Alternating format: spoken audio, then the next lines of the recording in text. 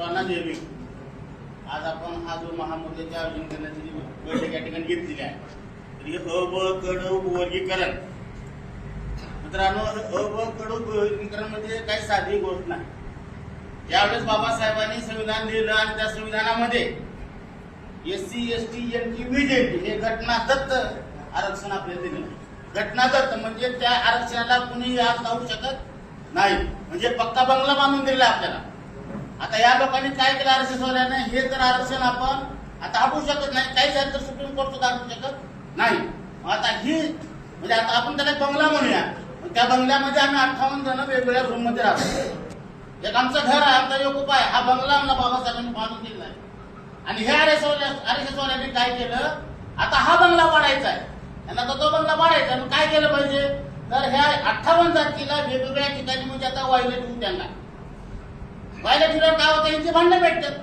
भांडणं भेटल्यावर एकाकून एक रूम विकत घ्यायची, म्हणजे हा अबकडं आणि वर्गीकरण करायचं. म्हणजे तो बंगल्याचा जो मालिकी अधिकार आहे बाबाकडून काढून लेकराकडे द्यायचा. लेकरांकडे दिला की मूळ मालक बाजूला, म्हणजे बाबासाहेबांनी दिलेला घटनाचा अधिकार संपला, म्हणजे आरक्षण आदर होणार. आणि आदर झाल्याच्या नंतर मग नंतर सुप्रीम कोर्टाच्या माध्यमातून किंवा दुसऱ्या कोणत्या सरकारच्या माध्यमातून हे आरक्षण टप्प्याटप्प्याने हे लोक संपवून टाकणार. त्या टायमाला तुम्ही कसं म्हणणार हे घटनाचं आरक्षण आहे म्हणून?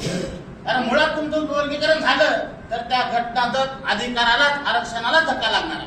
हे घटनादत्त आरक्षण राहणारच नाही. उपवर्गीकरण करणे म्हणजे घटनादत्त आरक्षण काढून घेणे.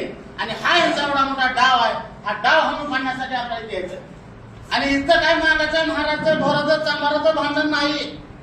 ही भांडण आंबेडकर वाद विरुद्ध मनोवाद आहे.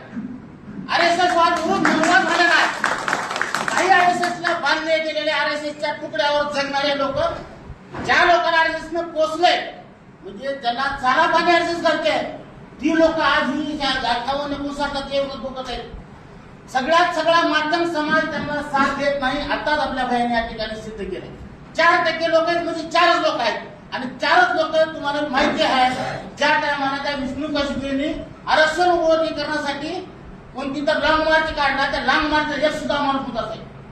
कारण मुंबई नागपुरात आलं त्याला कुणीच नाही भेटलं. त्याला बघितलं RSS वाल्यांनी इतर साथ घेणार. मग अजून 4 माणसं त्याच्या सोबतीला दिले. म्हणजे अजून 4 माणसं घे, त्याचा काय खर्च पाणी आम्ही देतो. 100% त्यांचा डाव आहे. म्हणून ही गोरखे नावाचा माणूस पुन्हा त्यांच्या सोबत दिले.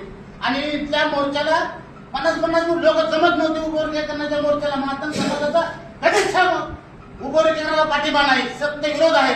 यांनी पैसे देऊ पुन्हा गोळा केले लोक, पुन्हा नाचून मोर्चे काढले, पोतराजा नाचवले आणि असा भास निर्माण केला की मातंग समाज समजणार नाही. बिलकुल मातंग समाज समजणार नाही. आणि काही लोकांनी काय केलं, ती बंगले रजिस्टर त्यांना कुत्रा विकून पुसणार, नाचायचे गायचे असले घाणेरडे व्हिडिओ करायचे लोक घेऊन आंबेडकरवादी समाजाच्या विरोधात बोलायला लागले. आणि त्यांच्याच काही ठरवले मातंग समाजाच्या विरोधात बोलायला लागले. आणि हे वातावरण भेटलं. हे वातावरण फेसबुकचं इंस्टाग्रामचं वातावरण आहे. भांडण आंबेडकर समाजाचं नाही, मातंग समाजाचं नाही, 58 जाती कोणाचंच भांडण नाही. हे काही त्या खरजुल्या लोकांचं भांडण. आणि आम्हाला हे भोगायची पाळी आहे. आणि हे फडणवीस काय करताय, त्या लोकांना सांगतायत संसदेमध्ये आरक्षण देणार.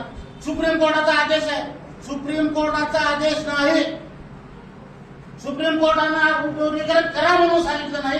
गरजेचं असं तर करा, नाही तर सोडा. तुम्हाला मागितलं तर द्या. बरं, जबरदस्ती कोणीही याचं उपवर्गीकरण करू नये. पण फडणवीस जबरदस्ती उपवर्गीकरण करण्यासाठी मातंग समाजाचे काही 2-4 लोक घेऊन जबरदस्ती मोर्चे काढून भांडण पेटवायचं काम करतायत. फडणवीस साहेब, तुम्ही जे करताय आम्हाला माहित आहे तुम्हाला का करायचंय. कारण तुमचा जो पक्ष आहे तो शो मेरिट आणि शो नेशन म्हणणार आहे. आरक्षण विरोधी पक्ष आहे. आणि ह्या पक्षाला ह्या भारतातलं कोणतंही आरक्षण ठेवायचं नाही. सगळ्यांचं आरक्षण काढून टाकायचं आहे. म्हणून जे बाकीचे आरक्षण आहे तर ते आदर नाही. हे घटनादत्त असलेलं आरक्षण म्हणजे हे SC ST NT VJT हे आरक्षणामध्ये उपवर्गीकरण करून हे आरक्षण बुजवून टाकायचं, तो बंगला पाडून टाकायचा आणि सगळ्यांना आरक्षण मुक्त करून मग ह्यांना सगळ्यांना ढिकरा लावायचं. हा डाव RSSचा आहे. आणि मी सर्व महाराष्ट्रातील मातंग समाजाला इतर 59 जातीला आव्हान करतो, मित्रांनो, ह्या RSSच्या भूलथापाला बळी पडू नका. कारण हे लोक आपलं बरबाद करण्यासाठी प्रयत्न करतात. आतापर्यंत काही चांगलं केलं नाही. यांच्या डोक्यात एकच आहे, आपली इतर समाजाची जी झालेली प्रगती आहे. आज आमची जी महार घोर चांभार समाजाची जी माणसं कलेक्टर झालेत, वकील झालेत, IAS झालेत, यांच्या पोटामध्ये दुखतंय. आणि हे लोक होऊ नये, यांच्या पुढे मोठे मोठे अधिकारी होऊ नये म्हणून उपविवेकनाचा खाट घालून आपला आरक्षण संपवायचा हा याचा प्लॅन आहे. हा प्लॅन आपण नक्कीच हलवून पाडूया आणि आपण सर्व समाज आणि सर्व जातीने एकत्र येऊन या उपवर्गीकरणाच्या विरोधामध्ये लढूया. एवढं